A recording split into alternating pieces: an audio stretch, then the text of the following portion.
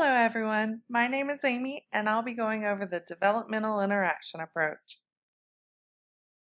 We'll look at the history and theorists first, then move on to the approach's description and key elements, and finally its impact, influences, and future directions. You'll see important references along the way, and I've included a detailed list at the end of my presentation.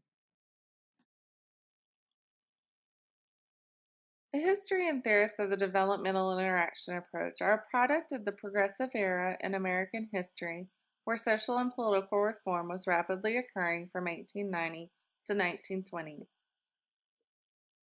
People were demanding changes for women's rights, working conditions, child labor, political corruption, unfair business dealings, and education.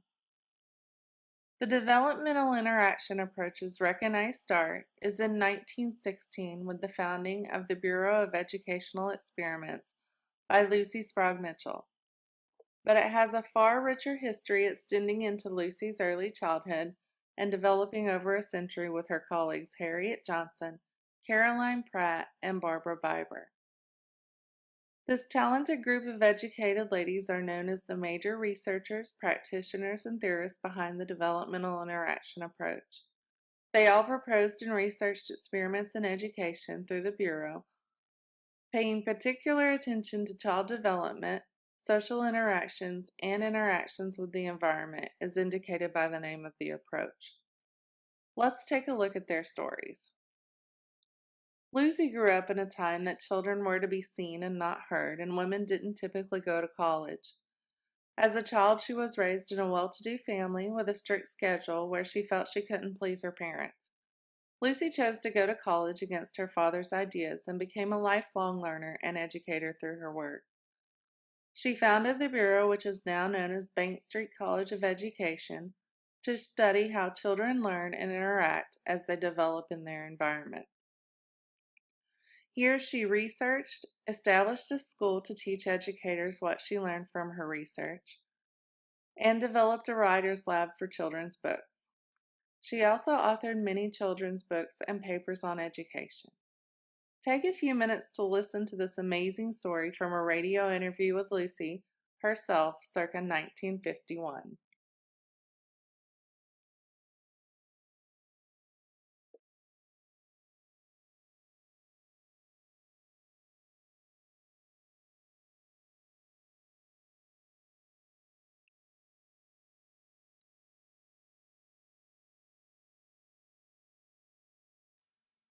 I believe the two greatest experiences that life holds are first, people you love. Second, work you believe in. I've had a wonderful life that has combined these two experiences and worked for children in their schools as mother, teacher, and writer. I went through long groping years before I found my work niche. My father, like most of his generation, believed children were born bad and achieved grace by feeling themselves unworthy. Also, he believed that women belonged only in the home, which meant that their education was unimportant, and work outside the home unseemly. In the 76 years I have lived, social sciences have practically been born. Study of human beings brought rapid changes in attitudes toward children and women that have exaggerated the struggle between the generations. With me, this struggle brought prolonged conflict between loyalty to my family and to my own developing credo. To find myself, I had to break with family beliefs, though not with my family. I went to college and became the first dean of women at the University of California, but I carried a heavy load of guilt with me. Not until I married did I come out from the shadow of guilt into the sunshine of self-confidence. It was my husband who believed in me and my work, who freed me to develop what powers I had. With 4 children in our home and work with children in schools, my life became unified, a joyous, strenuous, shared adventure. I believe human beings have undeveloped powers to think, to enjoy, to create, to care for the other fellow. I believe that development of these powers is society's best chance for its own improvement, and that for such development, education is society's chief tool.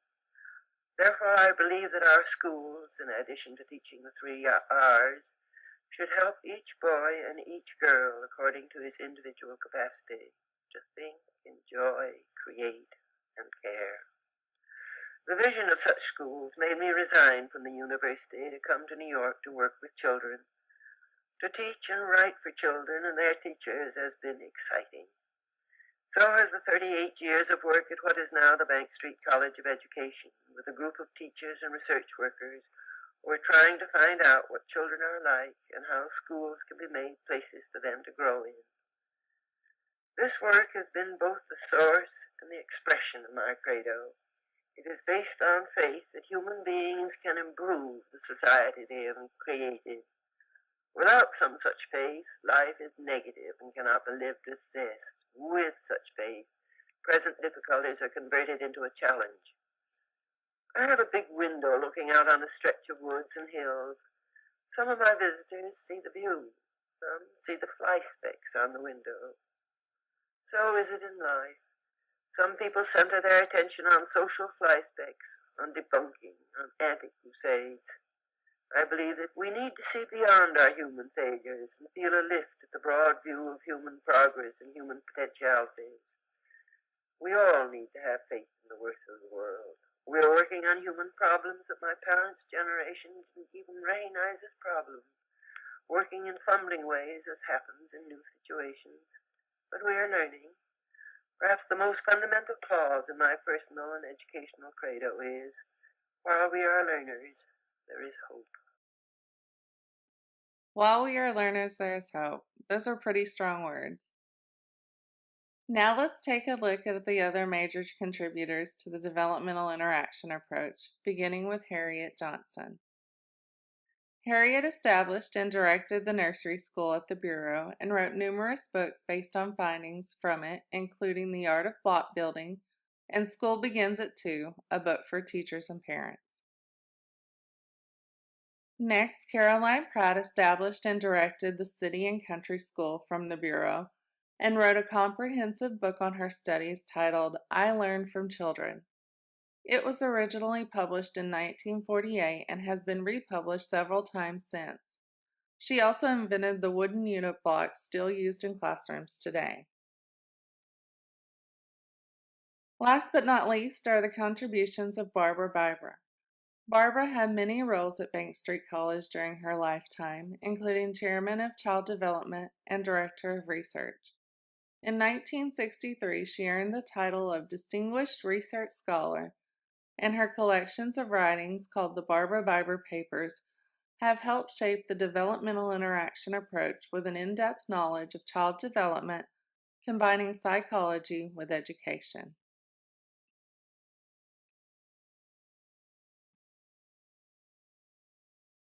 When we look at the theory and theorists of the developmental interaction approach, we need to take a glimpse at the influencing theorists as well. To do this, we go back to its beginning with Lucy Sprague Mitchell. She was deeply inspired by philosopher and psychologist John Dewey, especially in regard to his work with child development and democratic ideas. John Dewey studied child development and believed that education should be experienced by children in meaningful ways through their growth into citizens in a democratic society. At the time, learning from experiences based on the children's interests and activities and development was a novel idea. Lucy Sprague Mitchell continued and built upon these ideas in her work, which you can see in her credo still used by Bank Street College. Here are 2 points pulled from the credo that show how Lucy incorporated Dewey's ideas into her work. Lucy begins her credo with a question. What potentialities in human beings, children, teachers, and ourselves, do we want to see develop? A lively intellectual curiosity that turns the world into an exciting laboratory and keeps one ever a learner, implements Dewey's ideas on learning from experiences in life, and striving to live democratically in and out of schools as the best way to advance our concept of democracy is an example of Dewey's democratic ideas in the approach as well. Specifically in the classroom, you will see Dewey's ideas in action with children learning by doing, learning democracy by interacting in the social environment around them that is designed to be a democratic community of learners, and teachers guiding students based on the children's interest and development. Notable mentions as the approach evolves include Susan Isaacs, Kurt Lewin, Heinz Werner, Heinz Hartmann, Anna Freud, Jean Piaget, and Erik Erikson, whose theories of development and social interactions influenced the developmental interaction approach.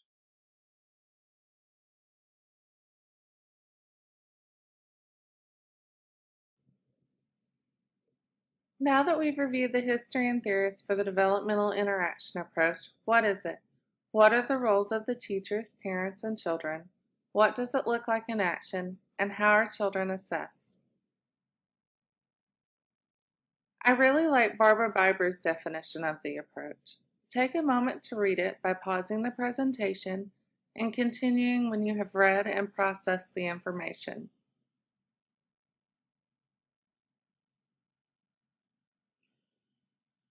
So what does that really mean to early childhood educators?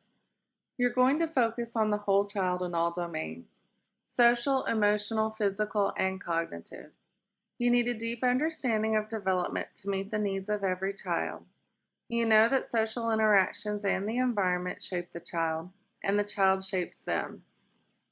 It's a constructivist approach where children actively engage in the environment around them and construct knowledge through authentic learning experiences designed by teachers that know the children and their interests. The developmental interaction approach isn't a boxed curriculum. It's a really good theory of the learning process based on research, including developmental interactions that help create curriculum. Now let's take a look at the roles of the educators, families, community, and children. As a teacher using this theory, you must know and be trained in the development of the whole child. Provide developmentally appropriate materials that encourage authentic learning experiences, remembering that the child's work is play. Know your children to know how to teach them. This means know their families, celebrate their cultural likenesses and differences, and include everyone to model the real world and teach citizenship. In this approach, teachers are not a sage on the stage. They are guiding their children and are carefully observing and learning from them. Teachers are also advocates for their children and help give them a voice in the classroom and community.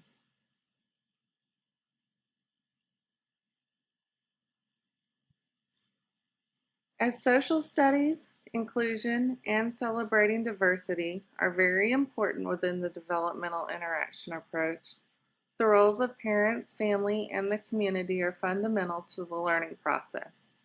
Parents, family members, and the community are active participants in the classroom and collaborative partners with teachers. By bringing in families, teachers really get the whole picture of the child and know more about their development of sense of self. Lucy Sprague Mitchell's Little Golden Books, The New House in the Forest, and A Year in the City are perfect examples of the importance of the family and community in a child's life.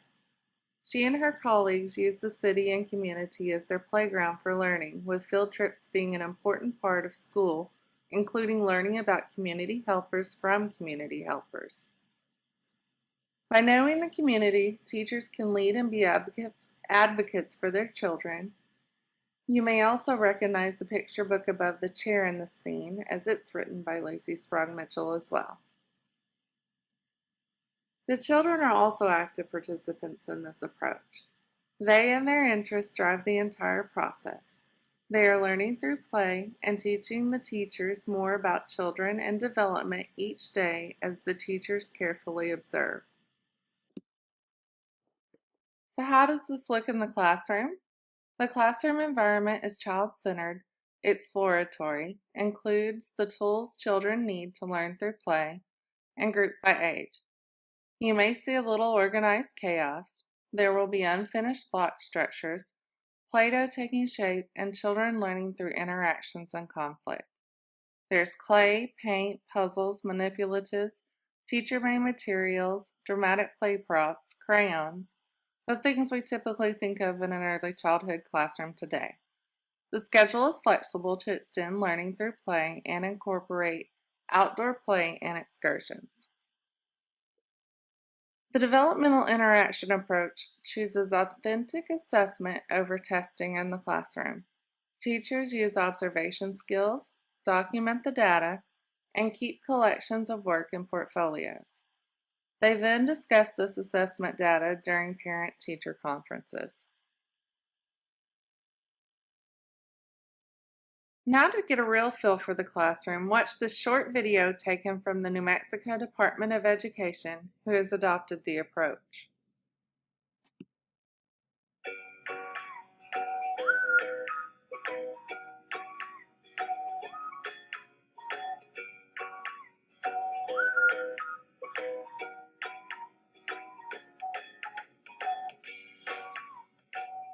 DIA is based on theory that acknowledges the many influences on any child.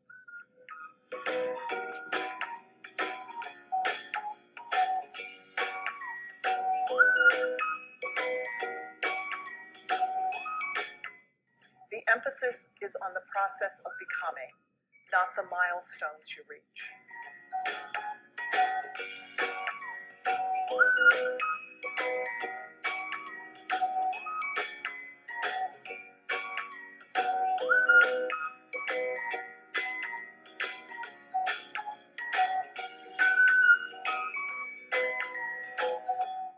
Learning the children becomes a source of professionalism and personal growth for the adults in the room.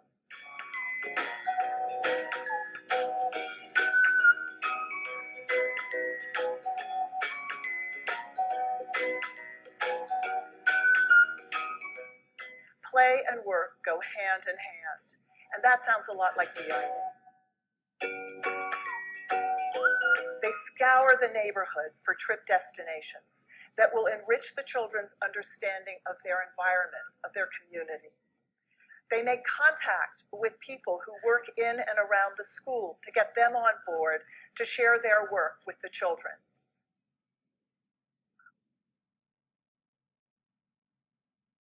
And that video really gives you a sense of what the entire thing is about. The impact of the developmental interaction approach is seen all around us today. Nursery schools are still running as first implemented by Bank Street College. Children's storybooks have forever changed to a more child-centered focus as introduced by Lucy Sprague Mitchell. The Head Start model worked extensively with Bank Street College, implementing the approach, and Bank Street has taken the lead in the National Center for Technology and Education. You literally see the impact all around. Now let's look at some websites to see its impact and influence as well. Here's Lucy Sprague Mitchell's credo, still in use as Bank Street's creed, and here it is again, being used by a school near me. Many have adopted it throughout the country. Here's the Head Start model based on it. And here an entire state has chosen to use the approach. Ruth Krauss, Edith Thatcher Hurd, Margaret Wise Brown, and Lucy Sprague Mitchell books are read by children daily. I love the carrot seed. Here's Edith Thatcher Hurd. I'm sure we all know Goodnight Moon. And Lucy Sprague has lots of little golden books, as well as the first Here and Now storybook, which includes stories that are focused on children's interests.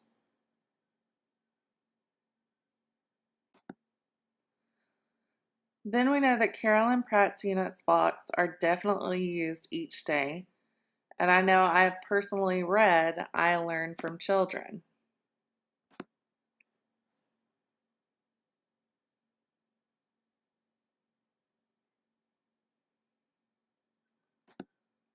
Also, in my classroom, have seen the stages of block building time and time again from Harriet Johnson's book, The Art of Block Building.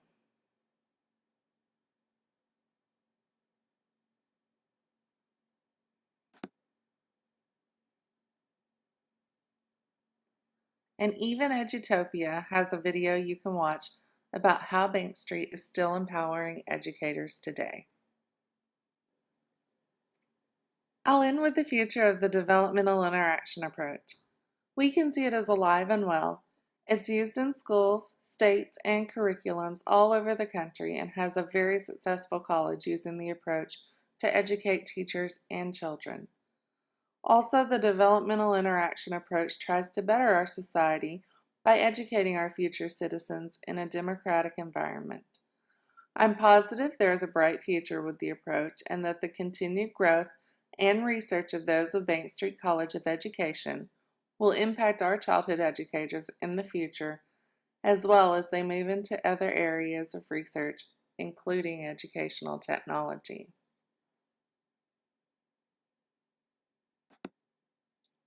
I'm also going to let you see a little snippet of this gem from Lucy Sprague Mitchell. The Taxi That Hurried by Lucy Sprague Mitchell, Irma Simonton Black, and Jessie Stanton. Pictures by Tibor Gergely. Once there was a taxi. It was a bright yellow taxi with 2 red lines running around its body. Inside it had a soft leather seat and 2 hard little let-down seats. It was a smart little taxi, for it could start fast, jerk whiz. It could tear along the street, whiz squeak. It could stop fast, squeak jerk. Its driver's name was Bill. Together they were a speedy pair. One day the taxi was standing on the street close to the sidewalk. Bill and the little taxi didn't like to stand still long. I'm going to pause it there. You guys can watch it and see it on my references page. That sums up my presentation. I'd like to thank you all for hanging in there with me, and as promised, there is a very extensive reference list. It's provided below the video so you can further explore these resources. Thank you, and goodbye.